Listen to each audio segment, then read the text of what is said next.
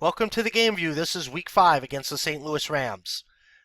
I'm going to show you some of the key plays of this game, hopefully give you an inside look at how this game went down and why it went the way that it did. Now, this is the Packers' first touchdown of the game. Not only is this a touchdown, but it's also a great play to show you because it illustrates the defense that the Rams would play for most of the game, a defense that was very effective against the Packers. What they did is they played man-to-man coverage at the line of scrimmage. On top of that, they had a single safety deep, and he often played way deep. The difference between this coverage and what the 49ers played is the 49ers usually sat in a 2-deep zone.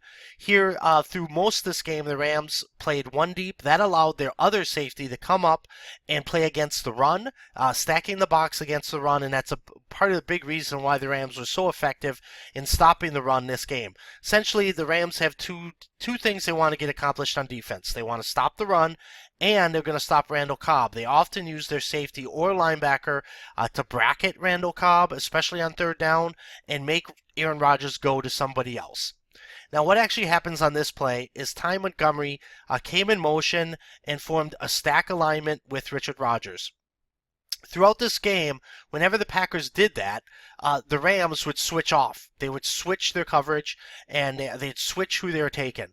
The Rams screwed this up here. They failed to make the switch. One of them does, and the other one doesn't, and that leaves Ty Montgomery wide open. To make this worse for the Rams, you're going to see the safety, the single safety here, come up and double cover Randall Cobb. Because he does that, that takes him out of the play. James Laurinaitis blitzes on this play. The Rams blitz quite frequently in this game, especially early in the game.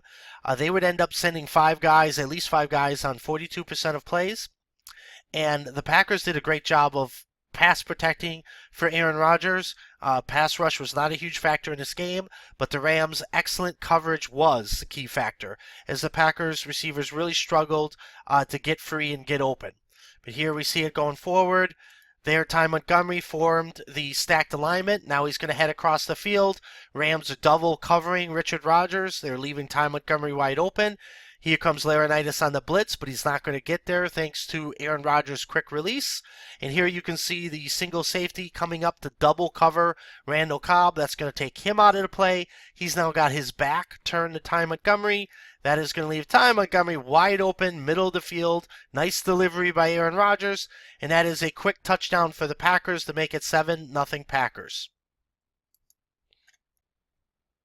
This would be the Rams' next play from scrimmage. It's 1st and 10 from the 25. This is a run play for them that is going to get 0 yards. The Packers are in their Okie package. This is normally the package where Sean Richardson would be the extra safety on the field. However, he is being replaced here by Chris Banjo. This is always a difficult defense to run against in the first place. However, it's especially difficult when you decide to run at Nick Perry and Clay Matthews. Here at the end here, the Packers have a triangle with Nick Perry, Mike Daniels, and Clay Matthews. And between those 3 guys, it's probably the 3 most difficult guys to run against on the Packers. But the Rams decide to challenge the Packers end here, and they give it a roll, and you see how it goes. Great thing about Nick Perry is that he always takes on the blocker that's in front of him. He doesn't just try to run around the guy. So because he actually will take on the blocker and try to play through them, it always gives the running back less room to maneuver and work with, less room for the linebacker to have to cover than they would have if it was one of the other ends. So we move this a little forward. Then what you're also going to see here, besides, Mike Daniels is also going to fight off this block to get on the tackle. Nick Perry is going to discard his blocker to also join in. But it was also a key to this play, and this is something that we see Clay Matthews do again and again, and especially in this game, he was an animal at doing this, and he is going to fly up the line of scrimmage and stuff the fullback in the hole, and that is going to basically shut down this play. Here we see Clay Matthews has flown up to the line of scrimmage. He's going to take on the fullback in the hole. Boom! That crashes. Gurley ends up running right into his own blocker's back. Nick Perry and Mike Daniels both collapse from the side, and that is a 0-yard gain. Great physical play by Daniels, Perry, and Clay Matthews. Here it's worth seeing again from this end. As you see Gurley basically run into the wall created by Matthews, and that is a 0-yard gain. Okay, it's 7-0 still at this point. This is near the end of the first quarter. Packers going to throw something different at the Rams here. It's 3rd and 9. Packers are actually going to roll into a 3-deep zone here. Clinton Dix has deep middle. Chris Banjo has this deep third, and Sam Shields is going to take this deep third. That's going to leave Quentin Rollins, who this is one of his first plays of the game. It's going to leave him in this flat, and Micah Hyde is responsible for the other flat. We'll roll this forward a little bit here. Also, what is a big key to the play once again is that Dayton Jones is going to split a double team and get it on Foles. Foles should just take the sack here. Instead, he tries to throw the ball as he's being tackled. And that this is the second time in the game that he does this, and it both end up being interceptions. It also doesn't help the Rams that Jared Cook slows down and stops his route, possibly because he sees Rollins coming up in the zone or because he sees that Foles is about to be sacked. Either way, he pulls up, as you see. That leaves a clear lane, clear sailing for Quentin Rollins. All he needs to catch the ball and then jog into the end zone. This makes it 14-0 Packers before the Rams would really get their run game going and come back in this game. All right, as I just hinted at, the Rams were able to get their running game going after it was 14-0 and get back in the game. They finished the game with 10 straight points, and it's 14-10. It was 14-10 at half. Here is the Packers' first possession of the second half. You can see the Rams are in the same defense that they would play through most of the game. They have their tight man coverage at the line, and then they have a single safety way deep. This essentially puts 10 guys on defense within 5 yards of the line of scrimmage. That is a very difficult defense to try to run a ball on, and that's something that the Rams would stick with and really make it difficult for the Packers to run the ball. What happens here on this play is that Aaron Rodgers is perhaps just a little bit more comfortable in the pocket on this play. The Rams, they don't blitz 5. They just send 4, and they kind of sit back near the line of scrimmage.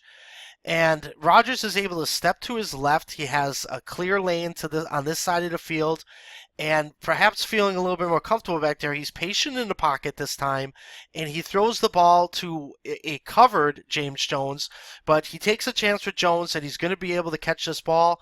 Jones' defender appears to step on his on his heel and fall down, and that puts Jones wide open and off to the races. We see once again, same as the Packers' first passing touchdown in the game, that James Jones is going to come in motion and form a stack alignment here. And when he does, that is going to cause the Rams to switch off. This is something that Rodgers is perhaps targeting, because when the Rams switch off, that puts their best cover man, Janoris Jenkins, on Randall Cobb. So Rodgers knows that he is going to have a deep post play to James Jones working against the slot corner, which was Joyner, LaMarcus Joyner. There, Joyner trips and falls down. The safety took a bad angle on the play, and that allows Jones to get up the sideline. Absolutely spectacular effort by Jones to stretch out and get the touchdown there. That would make it 21-10, which would be the score of this game for quite a while. Okay, after the Packers started out so well in stopping the run, and they really have done well on defense against the run for the last couple weeks, what happened? How did the Rams get it going? This is Todd Gurley's big run of the game. And this run is going to do a great job of illustrating what happened for the Packers. The Packers are in a run defense mode here. They only have a single safety back. They have Clinton Dix near the line of scrimmage. They are in their base defense. So this puts them 7 guys right here in the box. The Rams only have 6 guys to block with. So this is a favorable position for the Packers.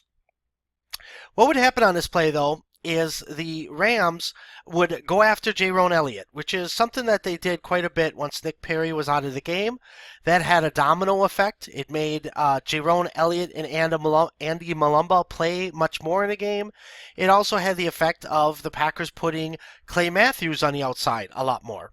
The problem with putting Clay Matthews out here is the Rams then could simply just run to the opposite side, run away from him, which would essentially remove him from the play. So now you have Clay Matthews not being a factor. B.J. Raji is out of the middle. That also does not help the cause. And then on top of that, Nate Palmer probably had his worst game as a Packer this game. He did not play well. Here he overreacts to the opposite side and he takes himself out of this play, even though he is never blocked on the play. So we'll roll this forward a little bit and we'll see this going. What is also a huge factor here is that the Rams had their up back go over and seal off Clay Matthews. Now, when he does that, not only does that make sure that Matthews is not going to be a factor in the play, but it also caused Nate Palmer to overreact and step to this side. Nate Palmer does not need to do that. Clinton Dix is over here. He has got this gap. He is unblocked. So if Gurley were to follow his fullback and come this way, with the fullback blocking Matthews, Clinton Dix is going to have a clean shot. Also, what happens is Mike Daniels is peeking on this play. He sees the fullback go in a direction, and he steps in that direction. And with him stepping in that direction and Jaron Elliott, again, trying to run around the tackle on the outside instead of taking him on, this opens up a huge gap right here for Todd Gurley. Which they are now Todd Gurley. You can see Nate Palmer has taken himself out of the play by stepping to the wrong side of the formation, even though Clinton Dix is already over there. You see the huge hole. There goes Todd Gurley. Now we have the second problem of this play, and that is that Micah Hyde needs to just cut off the outside, make Gurley cut back. If Gurley cuts back, there's a good chance that the pursuit is going to catch him, and that this is only going to be about a 15-yard run. Instead, Micah Hyde dives at Gurley, lets Gurley get the outside. Once Gurley has the outside in the sideline, he's able to stretch this out to a 55-yard play. It also helped, small little thing here, that the receiver Hedman actually held Casey Hayward and grabbed his arm here, and that just held up Hayward enough that Gurley could get by him and get the outside. 55-yard run for the Rams. Too bad for them. They would end up wasting it.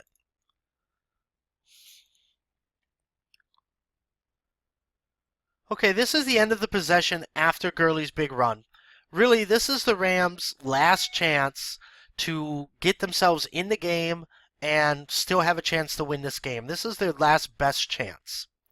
And what's going to happen here is the Packers, no surprise, they're in their nickel defense, or actually their dime with just Thomas on the field. And they're once again in their two-deep zone, playing zone. As we have seen in the past, this is a coverage that the Packers play a lot once they get backed up near their own end zone. They like to play a lot of zone, and that is the case here. This is a rare time of the game where the pass rush is not really a big factor. Foles is simply going to try to stick this in here to his tight end, Lance Kendricks, coming across the middle. This is a small window to throw the ball into.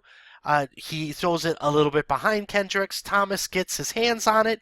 It goes through Thomas's hands, but then ends up going off of Kendricks' helmet, bounces up in the air, and Clinton Dix makes a nice diving interception to stop the Rams and stop their final best chance in this game.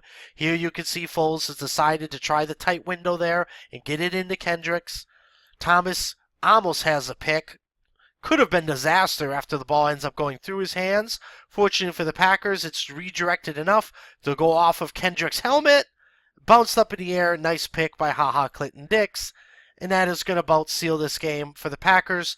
The Rams, other than a last-second try at the end, which would end in another pick, the Rams would never have another really serious shot to get in this game. It would end up being a 24-10 victory for the Packers. I will see you next week after the Packers play the Chargers.